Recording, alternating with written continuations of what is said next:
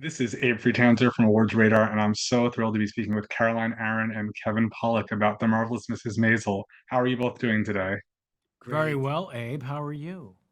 Good, good. It's nice to see you again, Caroline. It's been Thank about a you. year since we spoke last. That's true. How are you both feeling right now about, doing press for the final season of this show? How am I feeling? Well, first of all, Abe, I can't believe I get a chance to talk to you. I don't know why they kept us apart last year, but I'm grateful for this opportunity. No, it's surreal and fantastic and sad and wonderful and exciting. It's different though. I mean, we have Yeah, done this every year, and the idea of coming together to do press and we're not coming together for the next season it feels very different and a little, you yeah, know, yeah. little sad. But there's a sense, I have an overall, overwhelming sense of gratitude and celebration. Yes, it's a big You celebration, know, I you have to don't know say. what you have till it's gone. Yeah. Of course. Well, these seem like very fun characters to play, and it's especially entertaining, even in just the first couple episodes of the final season to see how, after they've been through so much, they know exactly how to butt heads. Oh yeah. Yeah, Caroline said earlier that these characters could have been the Bickersons, and they weren't. They really loved each other from the very beginning, and you know that sense of love and family carries through every season.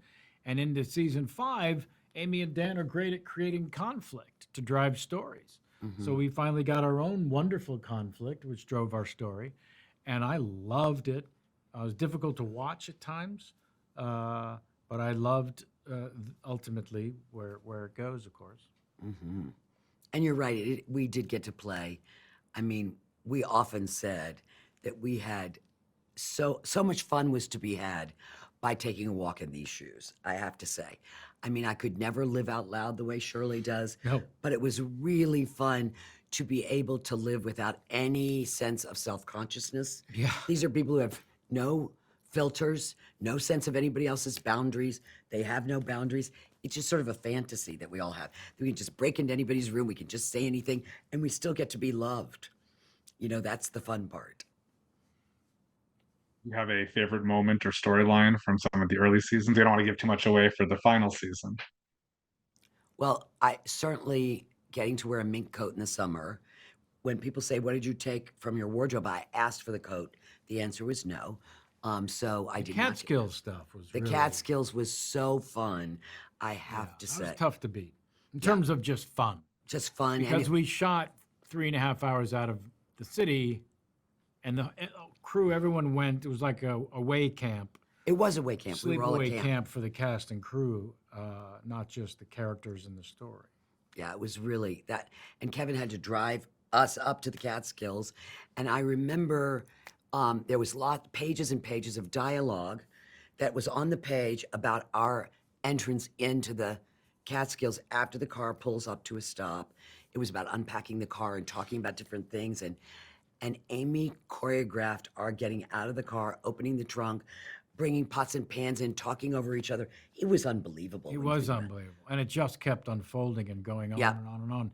And yep, of course, shot as a oneer yeah, without any breaks, so you had to get it perfect. That took a little while. yep. Uh, yeah, that You were was. throwing clothes. You were throwing my clothes out of the back of the car when I was Yeah, looking, letting them hit the ground and stuff like that. And she was all for it. I yeah, mean, that was a really fun. And the thing about this show always, whenever you were challenged, it ended up being the big fun, yeah, right? I mean, you go, how are we going to do this? And then you go on the other side of it. That was so fun. yeah. The dialogue is so witty and so quick, where there are a lot of takes that you had to redo just because it's hard to get everything out so quickly and perfectly.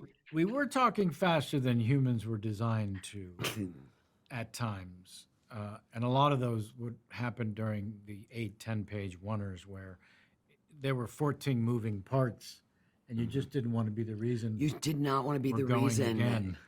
Oof, you And didn't want to be the one to make the mistake. talking that fast, saying those perfect words in that perfect order at lightning speed. my better half, Jamie, has never seen me work that hard in preparation to get that right. She'd only known me as a lazy actor the last 15 years, and that changed with Maisel. Yeah. Yeah, I think. Who do you think was the most vulnerable to laughing at each other? Tony. Tony. Yeah, I think if you and it's so satisfying to make your colleagues laugh, isn't it? There's nothing more fun than being in the middle of a scene and having I somebody mean, just that break. one family meal when you were shaking the chicken by the leg at a table when you were Right. talking, that certainly got everybody. Yeah, everybody started laughing at that. That was pretty good. Yes, I will say. I love the relationship that the in-laws have, and I'm sure it was a lot of fun working with Tony and Maren. Oh, absolutely. When they moved in with us, Yeah.